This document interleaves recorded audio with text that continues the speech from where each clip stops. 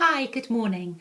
As we come to the end of Autism Awareness Month 2013, I wanted to talk to you and to say thank you so much for all the people who have come into my blog and read my A to Z of Family Life with Autism.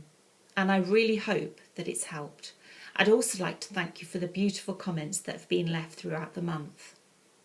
Now, this morning I want to talk about something which is very close to my heart and changes everything. Is it the diagnosis of autism or the prognosis of what that's perceived to mean for you, your child and your family that's the most crippling? You see, the thing is, if I take myself back to when Emily was diagnosed when she was 2.5 in 2001, I already knew she was different. I already knew she behaved differently. I already knew something was off.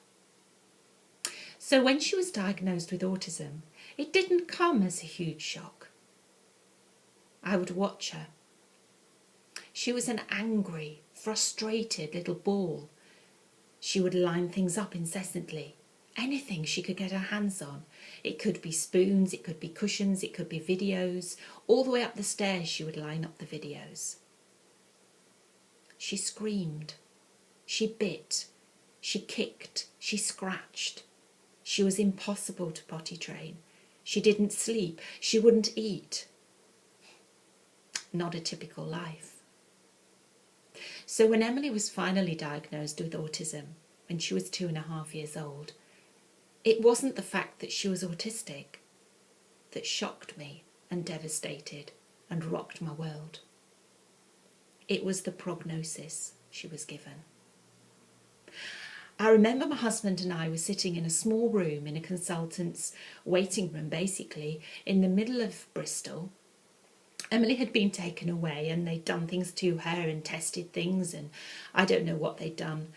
But he came back in with her and he said, "I really need to talk to you. It's bad. Emily has been diagnosed as just inside severely autistic." He then slid across the table a list of all the things she would never do. She would never marry. She would never speak. She would never want us to hug her. She would never hug us. She would never look at us. She would never read or write. She'd never have friends. We'd never be able to take her anywhere. And really the best that we could hope for her was that by the time she was 19 and left special school, she'd be able to make a sandwich and prepare vegetables and perhaps have a few life skills.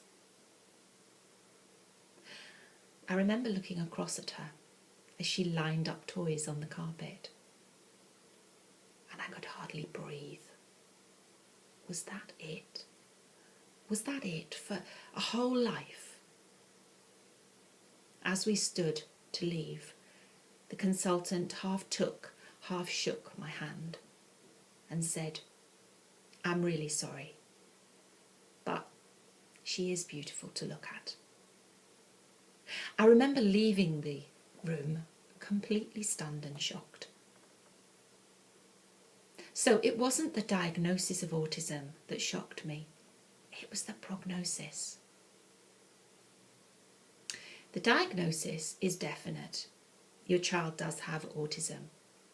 The prognosis, no. How can you possibly look at a child of 2.5 and say what they will be like when they're 16, 17, 18, 19? I look at Emily now, I'm not sure what she's going to be able to do and what she's not able to do next week. That's where the key is. That's where our power as parents can change everything. I remember thinking, if that was their best shot, I had to be able to do more. I had to be able to. I could never be so sadly lacking for such a beautiful child. And that was the beginning of my journey. I'm not saying life with an autistic child is easy. It isn't. I'm not saying it isn't challenging. It is. I'm not saying it's not exhausting. Of course it is. I'm not saying it's not financially taxing. Absolutely it is. It's all these things. But it's also funny, it's charming, it's lovely, it's joyous. One thing you'll never do with a child with autism is take anything for granted ever again. Every time they speak, your heart will soar. Every time they look at you in the eyes, you'll brim with pride. The thing is, if you believe the prognosis, that maybe is what will happen. If you don't, you can live a different dream, a different life, and create a different reality for your child. Thank you for watching.